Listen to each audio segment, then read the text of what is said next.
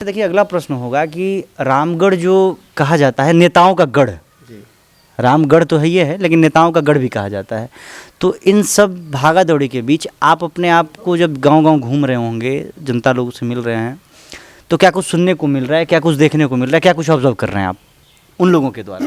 जनता अगर सच कहिए तो त्रस्त है। अभी जो वर्तमान राजनीति है दो परिवारों के बीच सिमटी हुई है और ये बिहार में दो परिवार या दो दल? दो दल भी मान सकते हैं और एक जगह तो केवल परिवार है। अच्छा। मैं आ रहा हूँ अपनी बात पे।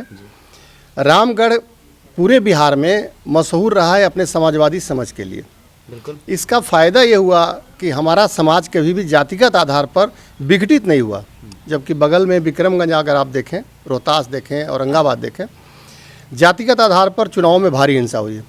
लेकिन हमारा रामगढ़, प्यारा रामगढ़ ऐसा है कि हिंसा का नामो निशान नहीं रहा। चुनाव में कभी गोली नहीं चली किसी बूथ पर। तो पूरी जवानी जब हम बड़े हो रहे थे और नौकरी में भी हमेशा हम गर्व से कहते थे कि हम रामगढ़ के लेकिन अभी क्या है कि समाजवादियों की पृष्ठभूमि वाले लोग अब केवल परिवार तक सीमित हैं। मतलब रामगढ़ में राजनीतिक तौर पे जो समाजवादियों के बारिश होने का दावा करते हैं वो 100% आरक्षण है। अच्छा। सारे सारे बेटों को राजनीति में लाना है, थोपना है रामगढ़ पर।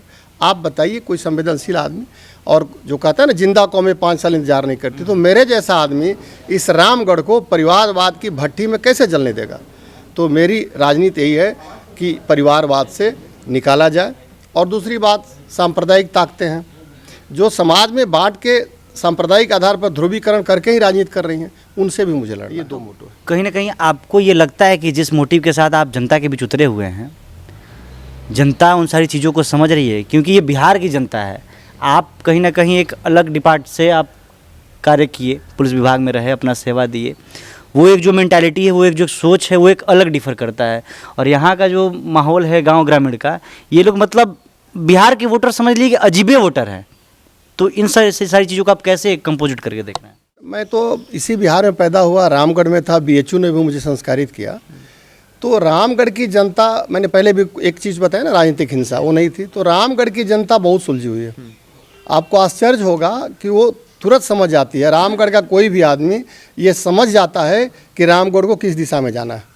इसलिए ये जो सारे आकलन हैं वो रामगढ़ पर कम से कम लागू नहीं होते, क्योंकि बेहद संवेदनशील, बेहद सुलझे हुए हमारी जनता है और वो फैसला कर लेती है कि हमें कहाँ जाना है।